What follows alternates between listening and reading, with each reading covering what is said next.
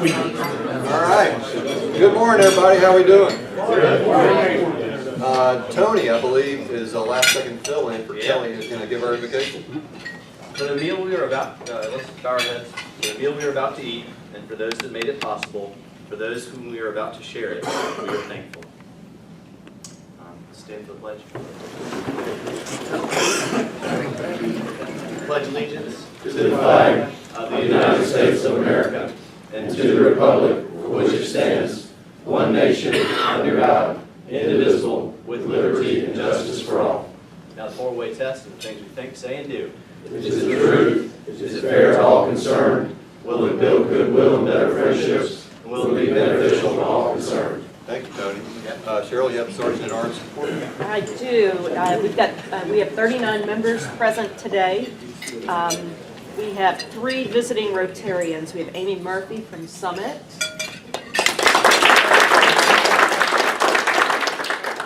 Randall Hayes from the Crescent Club, and Carl Ashby from the Greensboro Club. No guests. No, okay. That's good. You good? Okay. That's it? All right, Rick, birthdays and anniversaries? Yes, sir. We got a couple there, President Walt. On the club anniversary side, Doc Haylock, he's here this week. Let's say you have, count them up. Both hands. Well, I can't have both. 32, yes, sir. Thank you for being with us. And David Lillard, turn that camera on yourself, my man. Man, how many for you? 2. Two big ones. All right, got the big deuce here. Is Matthew Foster here? He's way to the front table. Up there. And is the little princess here too? I see. I think you got a birthday? Yep, yesterday, 39. Yes, sir. 30. Wow.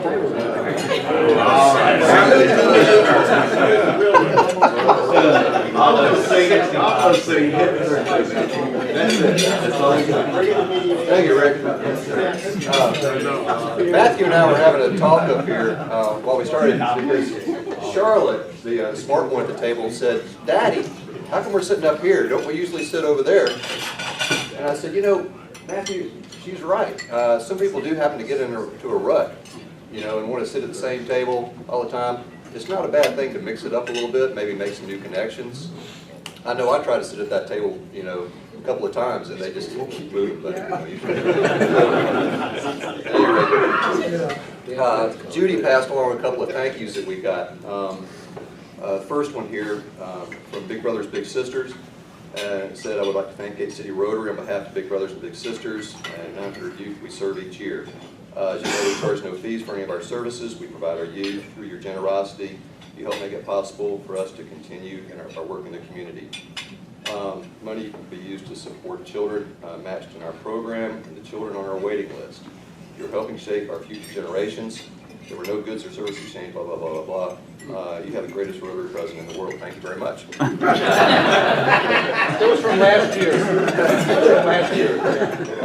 And there's another one from Junior Achievement that's handwritten and very nice. And it said, "Dear Gate City Rotary, we appreciate you. Thank you for partnering with us to impact the lives of young people in the Triad. Your gift at 675 is directly providing innovative programming to K through 8th graders, teach them how to succeed in global economy. Your support is your impact. Junior Achievement is grateful. We are all grateful to serve alongside you and the active Gate City Rotary Club. Here's to the future. P.S. You have the greatest Rotary president in the world." At any rate, So common. it's incredible, isn't it? Couple of announcements. Reedsville Rotary Dream Vacation. They're having a reverse raffle at the Reedsville Elks Lodge on May 14th. It's their big fundraiser. Tickets are $100, which includes a dinner for 2 with prime rib. Top prize is $5,000 toward a vacation, or 10 $200 mini vacations also. There's a street cleanup February 29th, which which is a couple of weeks from this Saturday. Billy mentioned to me he had already scheduled it, and I imagine there will be an online sign-up through Sign Up Genius for anybody who would like to participate in that. It'd be nice to, Matthew will tell you, we tend to get the same 6, 8, 10 people. You're right, I can probably do them all. Yeah, and you probably tell you who's going to sign up and who's going to show up, Yeah. even the ones that. But at any rate, it's typically over an hour, hour and a half. It is legal for child slave labor. You can bring kids. It's a great way to introduce them to an easy service project. And like I said, it's usually over an hour, hour and a half tops. What time do they start? Typically about 8:30 on Saturday. What date is it? 29th. Yep. Let's see.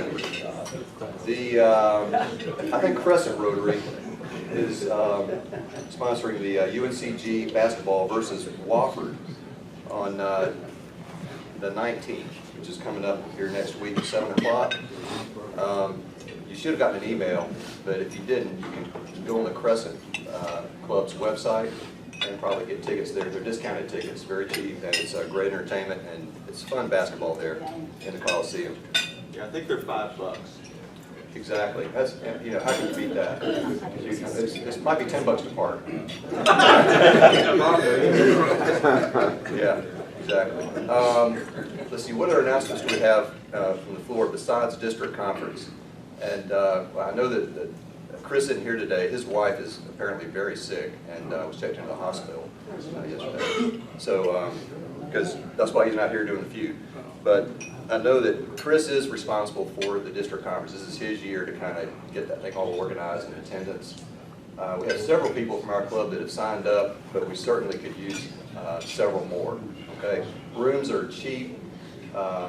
It's a great venue. It's going to be a lot of fun. So, Mike, anything additional on that? Or? No, I just think it's a great opportunity to support Chris. And I know we've got about 7 or 8 that's already signed up. And when you go to a district conference, we have a good time. We really do. And you learn a lot about what other clubs are doing. And Mike's buying all the liquor for everybody that goes. I'm only into wine. Yeah.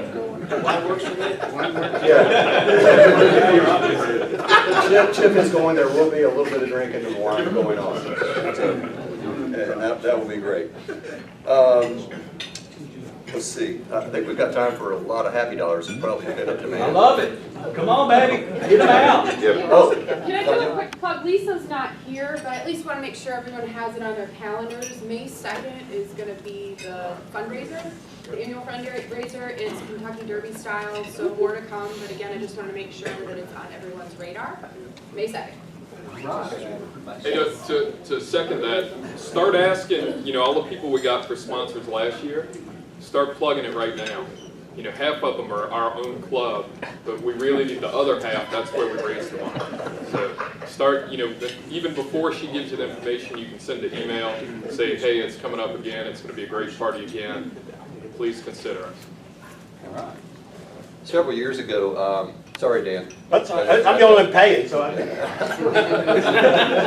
Several years ago, Bobby C. sent around a form letter that basically you could scan into your email and send out to people. It doesn't need to be a form letter or anything, but it's not a bad idea. This guy just said to send out a quick email right now, not asking for the money, just tell them it's coming, the ask is coming, so go ahead and be prepared for it. That way it's not quite such a big hit when you actually do hit them up for the money. But a lot of times it takes 2 or 3 asks. Foot in the door. Yep, exactly. So, anyway, okay, sorry, on to happy dollars. Gotta give me $1. I'm not good enough. Dan, thank you. Woo, 20, baby. Yeah. One of the things you hear about Rotary is Rotary Connect. So a couple weeks ago, I reached out to you guys because Katie had an injury, and I was concerned as a parent overreacting that it was a big deal. She had her finger shut in the car trunk, and you guys were so good to get back to me with orthopedics and whatnot. And she made a call on Sunday to a doctor and got her in. And it turned out it was a humongously significant thing, and he really took good care. She gone to the doctor in Winston, they put a Band-Aid on it, said come back in 2 weeks. When they took her nail off, it was a compound fracture, and the child was a violinist, so it was a big deal. So that's the Chip and the rest of you that said, made the effort. So Rotary Connect, a lot of stuff happens that we can get it here. The other thing is Chip and I have lunch tomorrow to talk about this new club we're organizing as our satellite. If anybody would like to have lunch with us, just send me a note. We haven't even decided where or when, but send me a note and we'll include you in. So thank you all. How you doing? How you doing? Just got a referral fee from the orthopedic doctor. It's Dr. Bill Gramig. He's a great hand surgeon and a wonderful guy. He's worked on my wife, he's worked on my daughter and other people. And I think we ought to mention his name. If anybody ever does need that help or service, he's your man. Yeah. $100 is really for all the help that I received with Enduring Gratitude, Lincoln Lynn Hunt, Bob Hayrock, Danielle and her husband. Dr. Robondo was a big sponsor. Who else? Who am I forgetting that's here today that was involved or sponsored? Anyway, we raised about $60,000. We took 140 vets out. We had 200 registered. 33 got deployed between the time they registered and the actual event. But anyway, it was a wonderful event. It was cold as the dickens, but we served and helped and made a lot of people smile that day. Thank you all for your help.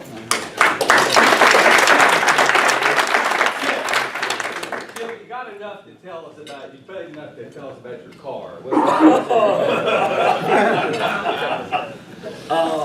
Got hit by a guy in Arizona, and he now has filed a racial discrimination suit against the highway patrolman because he got the ticket and I didn't. He claimed it was road rage, that I drove out into the desert with my brand new Mercedes on an embankment about 40 degrees, full of sagebrush. Every half mile there were little snow stakes out there, and I was driving, we were passing him, and when I got back up on the highway, I misjudged and clipped the front of his car with my rear fender, and it destroyed the tire and wheel. Fortunately, the only replacement tire and wheel in the entire world, the United States anywhere, well, there was one in Germany that's 10 days away, one on the showroom floor of the Mercedes dealership that I was in when I got there, on the back of the record. And so the guy says, well, if we could find one, we could sell it to you, okay? And we could get it here in a couple of days. And I said, well, what about the coupe on the showroom floor? Because I've been walking around there for 2 hours trying to figure out what's next, right? I even considered trading the car on the spot. And because otherwise you're stuck. I mean, what are you going to do? And so the guy says, what about the one on the showroom floor? I said, yeah, you have the exact tire and wheel combination on that black coupe on the showroom floor. So let me make some phone calls. So we got that tire and wheel halfway back, I'm trying to file a claim with the other guy's insurance company. And I find out that I don't have insurance on my car at all. Mix up at the dealership with the DMV, and then we hit the pothole about the size of this table and destroy another tire and wheel. I've had my road trip. Thank you. And that is why you got a Toyota Corolla. F-150 next time. Thank you, Mr. Conrad, for the $1. Many of you saw on the face page, I call it, my son, a long passion of his for many years, has joined enlisted in the United States Navy. So,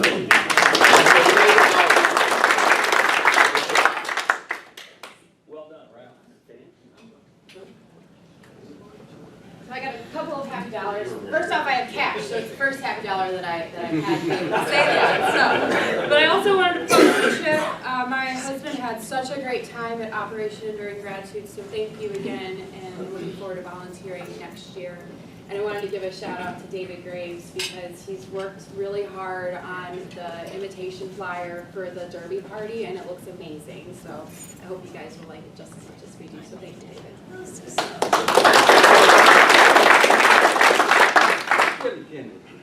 Bobby C. is not here. No, he's not. Well, okay, I'm gonna do it anyway. For all of you that are dog lovers, and I know Carl is, we always watch the Westminster every year. There's been a couple years we've gone up there to see it. And both times we went up to New York City to see Westminster, they had a big snowstorm. So I sent Bobby a note last night and said, sorry we missed the Westminster this year. You all did a great job. but at least we guaranteed the weather. One final thing, interesting note, there was a dog in the final Best of Show competition, a Havanese that was bred around the Atlanta area, and that's the same breeder that we got one of our dogs from, so that was kind of cool. All right. So it's almost like you won.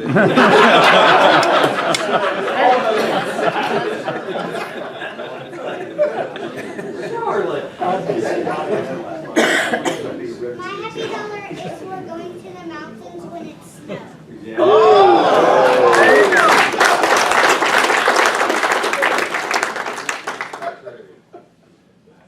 Yes.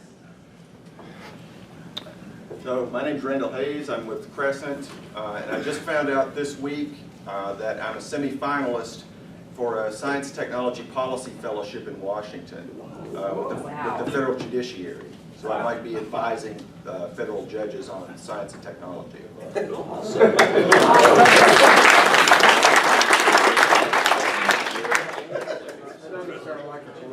Happy now?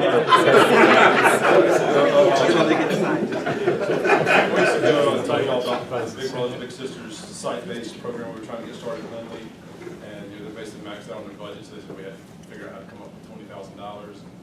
I told them I thought we could do that, but I'd never raised any money for charity, so I didn't know how we would do it. And I just started talking to people, and we've gotten probably almost close to $25,000 committed. We actually met Friday with the school and Big Brothers Big Sisters, and I finally invited the PTA because I thought they should be involved and didn't want to hear all the questions before now. But they're taking applications for kids, and kind of our goal for next year is to have 40 kids at Lindley partnered with a mentor. And one of the neat things that somebody brought up at that meeting, which I hadn't thought about, was to have a mentor doesn't mean you have to be like a bad kid or a kid that has a broken home. Like, you have a lot of kids that just struggle with math or reading or science or whatever, and so all of a sudden you can think about, so it's all site-based mentorship, so it'll be one-on-one, on location, so if a kid's struggling with math, their big brother can come during math class and spend an hour with them, helping them learn how to do math instead of taking the teacher's time away from all the rest of the kids,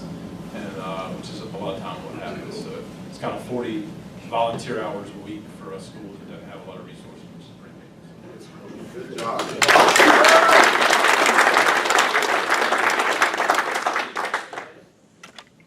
Grandpappy always said, people always say, go big or go home. Like going home is a bad thing. He said, I want to go home and take a nap when I get there. Good morning, everybody. Today our speaker is my cousin Sally Holder. I was going to tell an embarrassing story to begin with, but when Walt asked for an embarrassing story, she played the high card, so I'm not going to go low anymore. I knew what was coming. Yeah, Sally has written a book. She's very accomplished. She's been an attorney. She's been in sales. She's done a lot of things, and I'm really excited to have her present today. I look forward to hearing it. Sally. Perfect. Short, sweet, I like it. I feared what was coming there. You all know why, right? So thank you for having me. I am a fellow Rotarian. I was at least for 6 years before we moved away from Greenville, South Carolina to Charleston. So I feel right at home in the room. It's nice to be back. So like Matthew said, I wrote a book that just recently came out. It's called Hitting Rock Middle. The roadmap from empty success to true fulfillment. And so obviously the first question I always get is, what in the world do you mean by hitting rock middle rather than rock bottom? And so I thought I would just start with a bit of an explanation of how I came up with that individual concept and coined the term. So, and I hope my stories are half as good because you guys are pretty impressive and have quite the quick wit. So I grew up in Greenville, and I'm in a room much like this, right? The big banquet room. I'm sitting at one of these banquet chairs, and it won't resonate as much with you men, but there are a couple of ladies in here. I'm in my best black suit for our annual chamber dinner. There were about 1,000 of my closest friends in the room at the time. And I am waiting to hear whether or not I've won the Young Professional of the Year award 40 and under. I'm 27. Like Matthew mentioned, I'm practicing law with the second largest labor and employment law firm in the country. I'm doing some relatively cool things, traveling with the general counsel of FedEx and speaking and doing trainings all over the country for Michelin. And so I'm waiting there. There are 3 finalists, 2 gentlemen, 38 and 39, and then myself, the little 27-year-old underdog, if you will. And all of a sudden, my name is called. I walk up on the stage and I am so excited.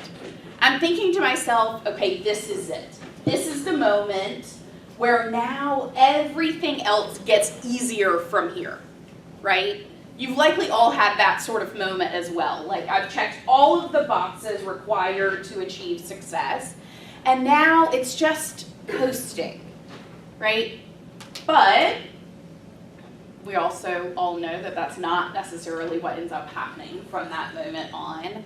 I left the stage, was bombarded by my twin sister, my family. They had all come into town to surprise me. We walk away, we go over to a bar, and I'm sitting there on the quintessential red leather bar stool with a glass of champagne in my hand, and I begin to hear my family having discussions of what they're doing next, right? It's not even an hour after I'd gotten the award.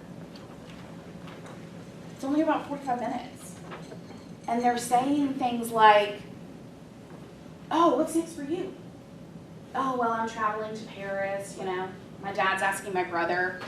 He's like, oh, I'm actually building a hotel.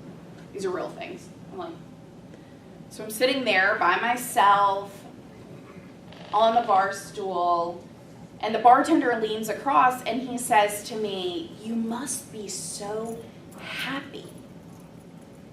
And I sat and paused for a second. And all I wanted to say to him at that point was help. I have no idea how I got here. And I have no idea what's next. See, I had just decided somewhere along the way that I was going to be successful. And that meant being an attorney. It meant going to Vanderbilt and then just kind of checking the boxes along the way. Seeing that there were awards to be acquired, external things to be achieved. And I just thought, well, if I do all of those, then at the end of the pot, at the end of the rainbow, there would be some sort of pot of gold, right?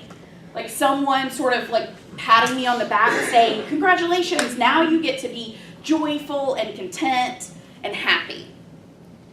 But when I had looked to my left and heard my family already moving on to the next external thing, and an hour hadn't even passed, I was devastated. Because all of a sudden, all of those external achievements felt really empty.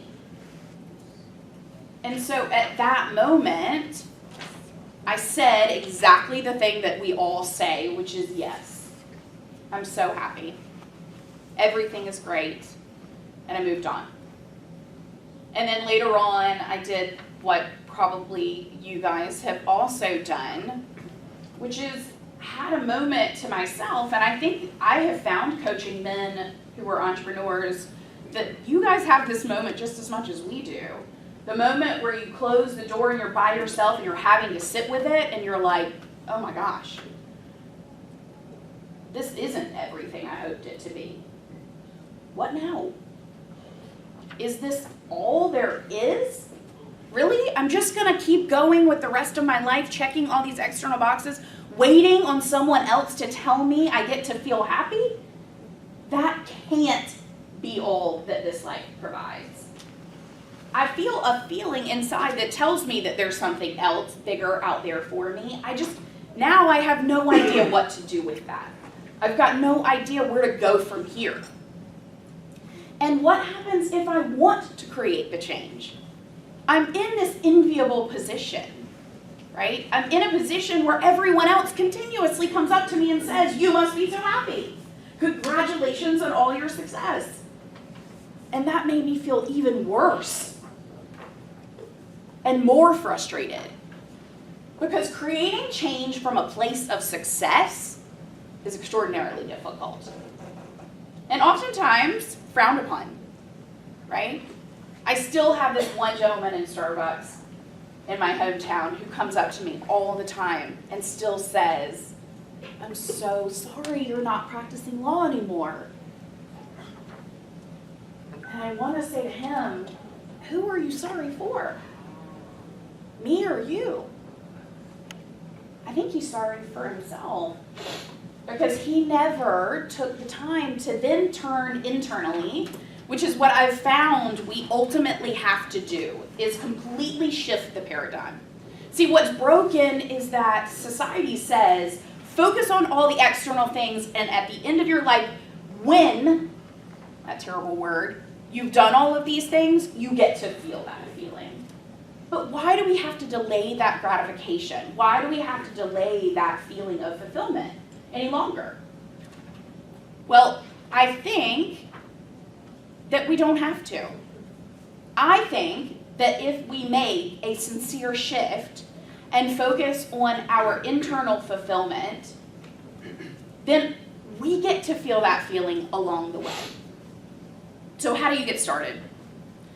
Well, the first thing is that we've got to learn that change is possible. We've got to learn that change is okay, even if you have things that other people say they would kill for or envy. And so I wanted to step out of my comfort zone and begin to create that change. But I don't know about you, stepping out that very first time is pretty darn scary. So I don't know if you've ever seen this image on the internet before, but there's this very small comfort zone circle. And then over here, it displays this big circle that says this is where the magic happens. Has anybody seen that? But you can understand that that's what we're attempting to sell, right? That's what society says. It's like, oh, okay, well, you want to create change. Here is what you need to do. You just need to step out of your comfort zone. And then over here is where the magic happens. But all of you have been in business long enough to know that as soon as you step out of your comfort zone, you are not feeling magic. You're feeling a lot of different things, but magic is not one of them, right? You're feeling things like fear, right? Frustration. And so I wanted to understand some of the science behind that. I always get more intimidated when there are like real science people in the room. I'm like, oh God, if I say this wrong, just pretend like I said it right. I'm really a lawyer. So good luck with that. But the science really necessarily behind it is like this. I love to create a visual that you can imagine the next time that you're approaching anything that you want to change within your lives. And so if you're standing at the front of just a very big, beautiful pasture, to the left over here are well-worn paths, right? Paths that other people may have worn down the grass. It looks like other people have walked down them. You can see what the outcome is. Everything is good. Over here, there are no paths. There is nothing. The grass is high and tall, and you can't even see what's happening if you were to step over here and get walking. So this is much like how your brain operates, right? You're standing here and you're given the choice between these two paths. Which way do you think your brain wants you to go? The well-worn path, right? These are your neurotransmitters. These are the things that you've done over and over and over again. These are your habits, patterns, and beliefs that you've had for decades. And so your brain says, hey, this is the safer way. This is what you've always done. Why would you risk all that right now? Don't do that. It's illogical. It's not rational. Don't go there. And all of this happens for us very often in a split second. But But instead, when we want to create the change, we have to take out whatever necessary tool. For me, it's a machete. I don't know why. I just imagine that there's a very strong machete tool involved, but you men might know far more about that. And you're literally walking through the path. You are working, right? Creating change is hard work. And so I love the visual of actually having to cut down, right, all of the things in your way to create a new path. You don't know what the outcome is going to be. And yet, over here, it's going to create something entirely different. And that's really ultimately what we all want in life, right? When we want to create change. When we want something better than what we already have, you have to be willing to cut down everything in your way and create change, create that new path. You know, back to the image that I was talking about, I always refer to that circle in the middle as the discomfort zone, right? Before you get from your comfort zone to where this magic happens, you've got to be willing to walk through a lot of discomfort to get there. And that's exactly what you're doing every single time over here. And so the way that your brain attempts to attack that process is over and over saying, don't go there. And it actually threatens you and says things more like, it's going to create death, right? It creates such extremes. We swing the pendulum, right? You're choosing between a very successful career or completely starting over, which is not actually true, right? We're standing on the success that we've already had, all of the knowledge, all of the skills. So you're never actually starting over, you're just beginning a new path. So change is hard, it's difficult, but the beautiful thing is that you're capable of having it whenever you decide that you're willing to traverse through that discomfort zone and get to something greater. And the wonderful thing is every time now someone approaches you and says, I'm looking to do something different, I want to create something new, even your brain will want to say to them, yeah, that sounds risky. It sounds hard. You might have to give up everything that you know. Instead of saying those things, now you know that might be your own subconscious, like the gentleman I run into in Starbucks. The old habits, patterns, and beliefs telling you that. Instead, with the individual in front of you, you can say things like, wow, that's really neat. Sounds like you're creating a new path. It sounds like you're willing to walk through some discomfort to get to a really new, amazing place. Kudos to you. There's going to be some frustration along the way, and when there is, come to me. I would love to be there to support you. Because here's the thing. We need more people out there saying things like that. Because my theory is that we're not enough of them. There's too many of us supporting staying in the habits, patterns, and beliefs that we've always been in. And so we have an entire society of people stuck doing jobs that they dislike, that are not using their greatest skill sets, when they're capable of creating something different, but every time they seek the change that they want or the support that they need, they get pushed back. They get discouraged. And so they stay, just like I did. I stayed in that job for another 8 years, really unhappy. And then I moved on, right, doing practically the same thing, the chief operating officer of a corporate and tax firm. And on, always searching, until I finally discovered that I had just been following all of these old habits, patterns, and beliefs and focusing all my attention on these external things. And so when I realized I had the capability of change, I had the capability to create whatever life I wanted, I began to do the hard work to walk through that discomfort zone. And I did it all on my own. Because when I sought out a book to say I could do this, right? It was like, here's a spiritual book that says meditate your way through it. I mean, that wasn't working, especially not when I was practicing law. I was not quite as open to hearing those things. Or there was another book that said, here are the 50 different careers that you can choose from. Pick one and just go be it. Well, that wasn't really what I was looking for either. I was looking for an entirely new path, one that I created. Because we're all unique. We're all very different. We all bring a different skill set. So I wanted a life that looked just like me. And the only way to do that was to create my own roadmap. And so that's why I wrote this book, is to create a framework and a roadmap for anyone else looking to be bolder in their lives. And they needed the roadmap to follow to create that person to encourage them to step out, to do something completely different. And so this 8-step framework of Be Bolder is what I help people walk through.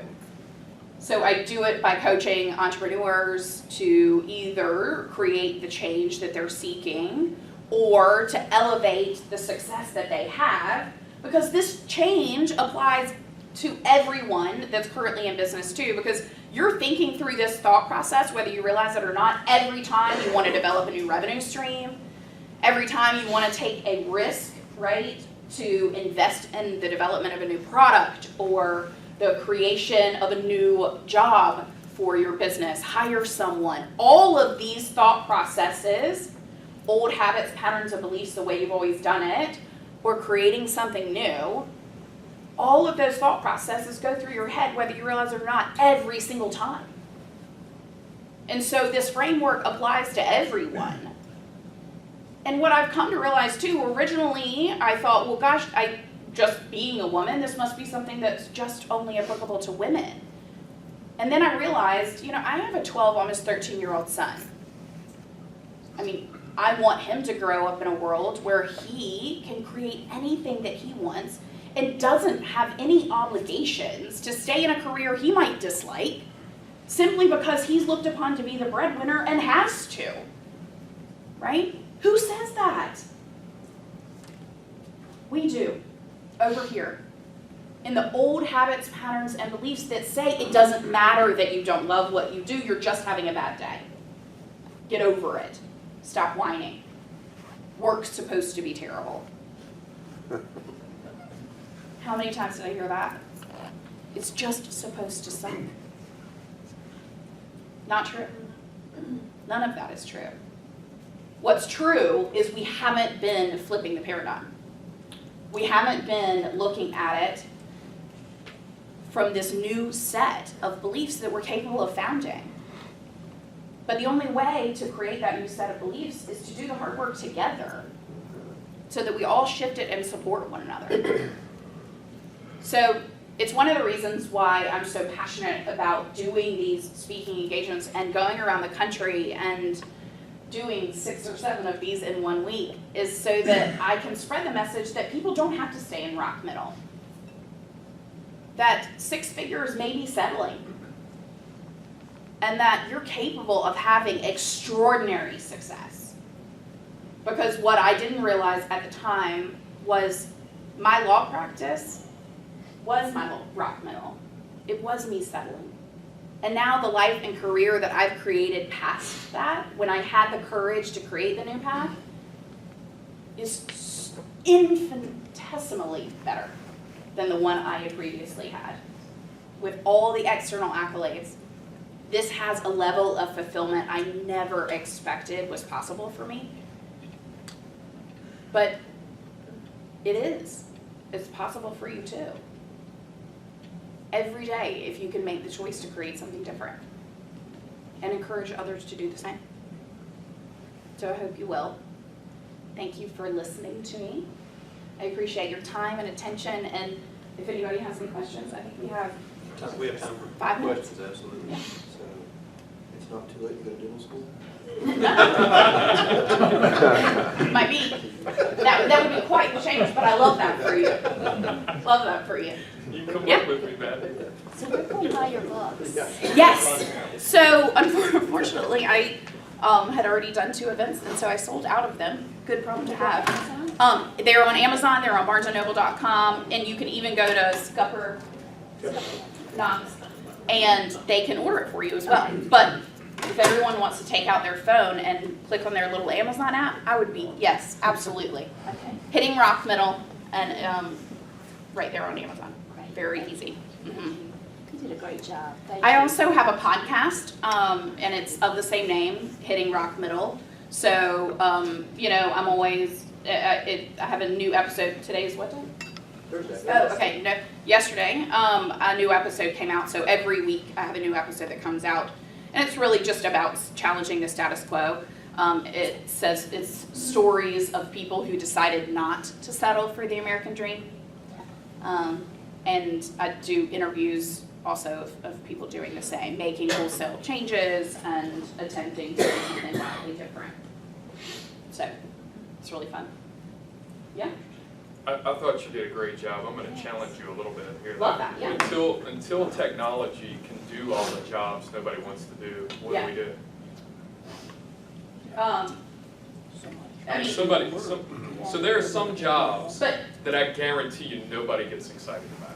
Sure. Like cleaning out sewerage if you're a plumber. I mean, Yeah. I know plenty of plumbers and I respect them. Right. But there are times where they go, man, I wish I was doing something else. So that's a great question. So that's also swinging the pendulum to make the assumption that every day you're supposed to love what you do, right? I saw the new Apple CEO was talking about that the other day, and I don't believe in that. I don't subscribe to that concept either, right? If you're doing what you love, you ought to love every day. Who the hell loves every day of work? No one, right? So that's not true. Like, that's what I always refer to as swinging the pendulum. The expectation is that you're supposed to be a 10. Love every day, and if you don't, you ought to do something else. That's not true. So I want people to live much more at 4, 5, and 6, which is most of the time you feel fulfilled. And who are we to say that the guy that chooses to do that, that isn't creating the rest of the life that he chooses to live that fulfills him? And balanced. It is balanced, absolutely. And so this is about being able to listen to your internal intuition, right? Your guide that says, if the guy is sitting there and he says, I am absolutely capable of doing more, I would love to create that, then that's what I want him to do, is pay attention to that intuition that says that. That's actually been scientifically proven to say that's your authentic self, before the rest of the world came in and said who you should be, right? And said things like, I mean, I love, obviously, having kids here, but things like, oh, you're smart, you should do this. How many of us have heard things like that? Oh, you. See, I knew it was going to get me sometime. But, you know, things like, oh, you're a good speaker, you should, blah, blah, blah, blah, blah.